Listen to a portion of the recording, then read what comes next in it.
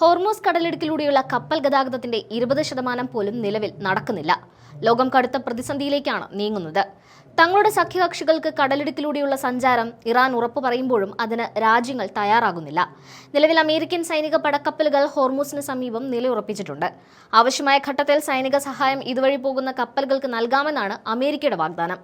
എന്നാൽ ഇറാന്റെ അധീനതയിലുള്ള കടലിടുക്കിലൂടെ അവരുടെ എതിർപ്പ് മറികടന്നു പോകാൻ മറ്റ് രാജ്യങ്ങൾ ധൈര്യപ്പെടുന്നില്ല. കഴിഞ്ഞ ദിവസം ഇതുവഴി സഞ്ചരിച്ച ചില രാജ്യങ്ങളുടെ കപ്പലുകൾക്ക് നേരെ ഇറാന്റെ മിസൈൽ ആക്രമണം നടന്നിരുന്നു.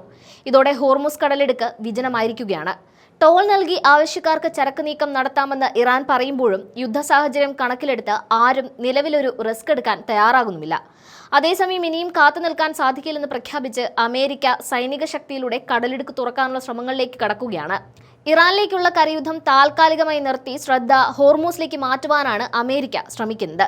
ഹോർമൂസ് കടലിടുക്ക് സൈനിക ശക്തി ഉപയോഗിച്ച് തുറക്കാൻ അമേരിക്കയെയും മറ്റ് സഖ്യകക്ഷികളെയും സഹായിക്കാൻ യുണൈറ്റഡ് അറബ് എമിറേറ്റ്സ് കൂടി ഇറങ്ങുമ്പോൾ രംഗം കലുഷിതമാവുകയാണ്.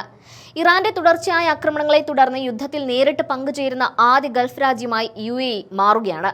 ഇതിനായി ഐക്യരാഷ്ട്രസഭയുടെ സുരക്ഷാ കൗൺസിലിൽ പ്രത്യേക പ്രമേയം കൊണ്ടുവരാൻ UAE നയതന്ത്ര നീക്കങ്ങൾ ആരംഭിച്ചതായി അറബ് ഉദ്യോഗസ്ഥർ വെളിപ്പെടുത്തിയെന്നും ഈ വിവരം റിപ്പോർട്ട് ചെയ്ത വാൾ സ്ട്രീറ്റ് ജേണൽ പറയുന്നുണ്ട്. ഹോർമൂസ് കടലിടുക്കിന്റെ നിയന്ത്രണം തിരിച്ചുപിടിക്കാൻ യൂറോപ്പിലെയും ഏഷ്യയിലെയും സൈനിക ശക്തികളുടെ ഒരു സഖ്യം രൂപീകരിക്കണമെന്ന് UAE ആവശ്യപ്പെട്ടിട്ടുണ്ട്.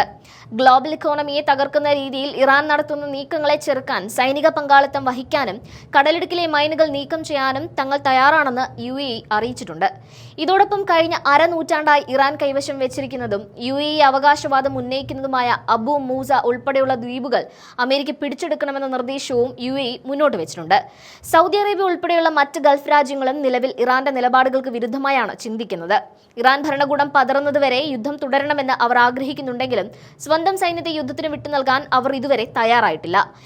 എന്നാൽ അമേരിക്കയുടെ അടുത്ത സഖ്യകക്ഷിയായ ബഹ്റൈൻ UAE മുന്നോട്ട് വയ്ക്കുന്ന UN പ്രമേയത്തെ പിന്തുണയ്ക്കുന്നുണ്ട്. ഈ പ്രമേയത്തിന്മേലുള്ള വോട്ടെടുപ്പ് വ്യാഴാഴ്ച നടക്കുമെന്നാണ് പ്രതീക്ഷിക്കുന്നത്.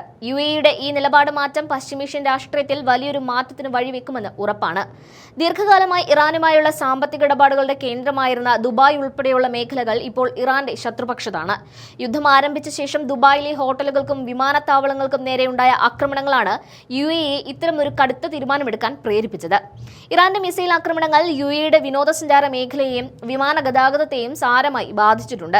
ഇതിനെ പ്രതിരോധിക്കാൻ ഇറാനിയൻ പൗരന്മാർക്ക് രാജ്യത്തേക്ക് പ്രവേശനം നിഷേധിക്കുന്നതടക്കമുള്ള കർശനമായ സാമ്പത്തിക നയതന്ത്ര നടപടികൾ UAE സ്വീകരിച്ചിട്ടുണ്ട്.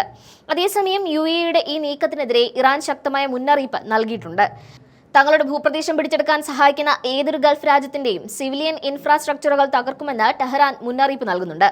ഇതിനകം തന്നെ 2500ഓളം മിസൈലുകളും ഡ്രോണുകളുമാണ് ഇറാൻ UAEക്ക് നേരെ തൊടുത്തുവിട്ടത്. കടലിടുക്ക് തുറക്കാനുള്ള സൈനിക നീക്കം വലിയ വെല്ലുവിളിയാണെന്ന് സൈനിക വിദഗ്ധർ വിലയിരുത്തുന്നുണ്ട്.